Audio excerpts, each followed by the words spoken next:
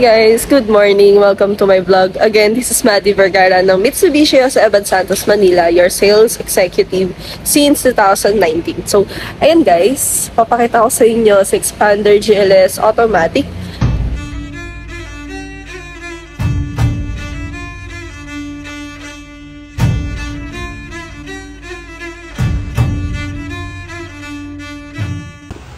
So yan guys, Xpander GLS Automatic Titanium Gray. So pwede siyang pumatak ng at least 5,000 down payment, approved ng RCBC at BPI. So guys, ang possible na maging monthly niya is 24,444 for 5 years. So yan guys, let's go inside sa Xpander GLS Automatic para at least mapakita ko sa inyo kung ano ang itsura ng loob niya.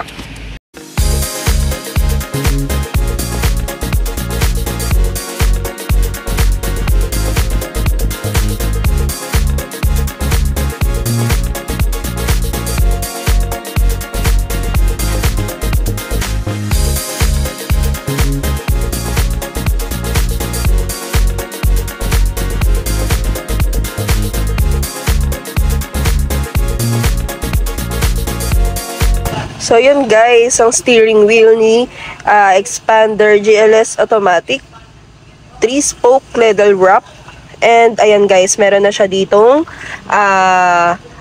hands-free button, ayan, volume, and sa cruise control. So ito po yung cluster meter niya guys, ayan, kung makikita ninyo po.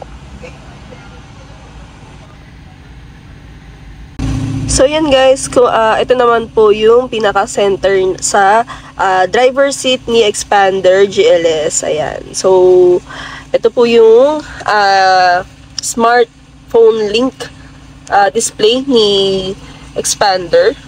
Hazard button, aircon. Ayan. So guys, ayan ha, naka-auto hold na rin po si Xpander GLS Automatic. At yan guys, kung makikita nyo yung dashboard ni GLS Automatic Xpander, sobrang ganda na po. Naka soft pad na rin siya like Xpander Cross. So, sobrang hindi tinipid. At the same time, para na rin siyang Xpander Cross. Hi guys! Again, ayan, bibigyan ko lang po ng idea yung mga first time viewers natin dyan kung paano mag-apply ng auto loan. So, for example po, ang pinaka-source of income natin is employment. So, ang number 1 na magiging requirements natin is COE. So, Certificate of Employment with Compensation. Syempre, latest po dapat. So, yun po ay kinukuha sa company natin. Sa HR natin, pwede tayong mag-request para at least kapag po nag-apply tayo, maka-attach na tayo sa application natin. So that makita na po agad ni bangko kung ano yung magiging, kung ano yung naging ano natin, yung background po natin sa company po. So, yun.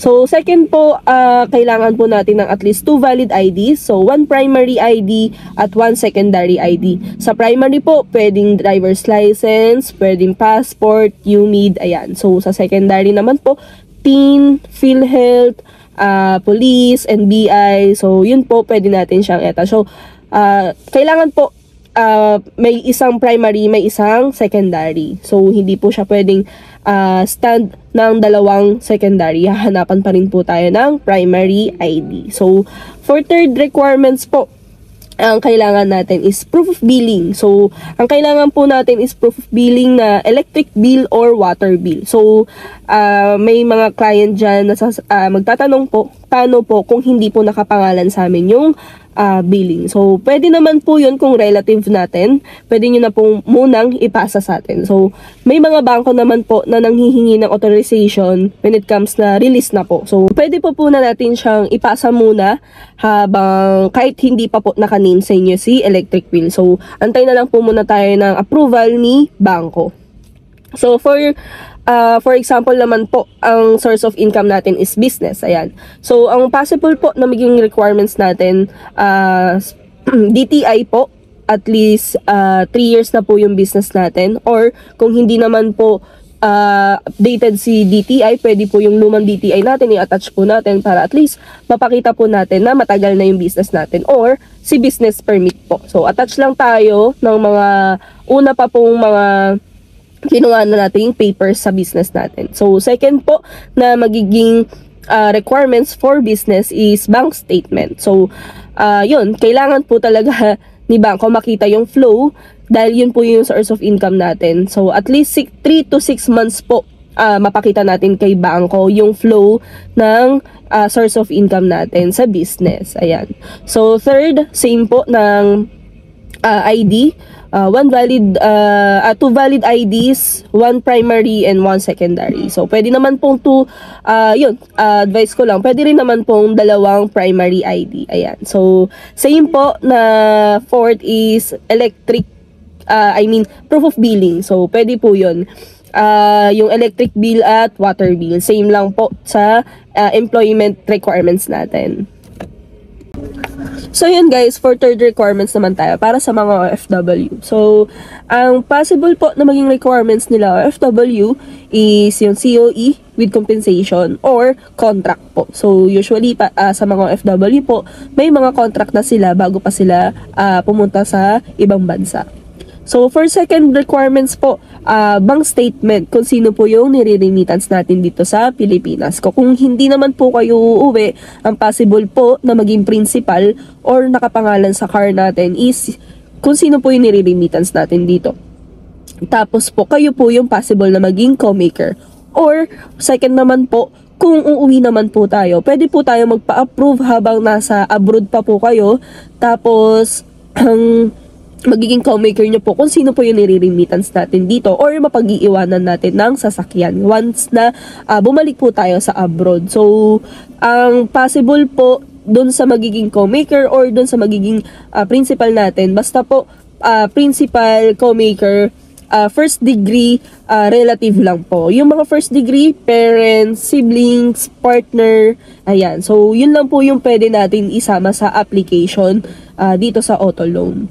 So, for other requirements po, yan, 2 valid IDs, ayan, especially kailangan din po ni OFW ng passport, ayan. So, kung meron pa po kayong valid ID dito sa Pilipinas, pwede po natin siyang ipakita dito kay bangko. So, kung may driver's license din po kayo, pwede din naman po, wala naman po problema. So, for other requirements po ulit sa proof of billing. So, same lang naman po, electric bill at saka water bill. So, yun, same pa rin naman po ng scenario for sa proof of billing natin. So, pwede kung nakapangalan pa din po sa relative natin, basta sa releasing po, may authorization letter tayo na pumapayag silang gamitin yung pinaka-address natin or yung address na gagamitin natin na pumapayag sila na gamitin natin dito sa auto loan. So, yun lang guys, at least brief na masabi ko sa inyo kung ano po yung mga possible na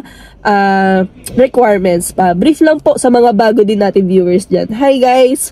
Mag-subscribe ka na at ikaw na yung susunod na magiging kliyente ko dito sa Mitsubishi Jose Abad Santos, Manila. So, ano pang inaantay mo? Like na, subscribe na!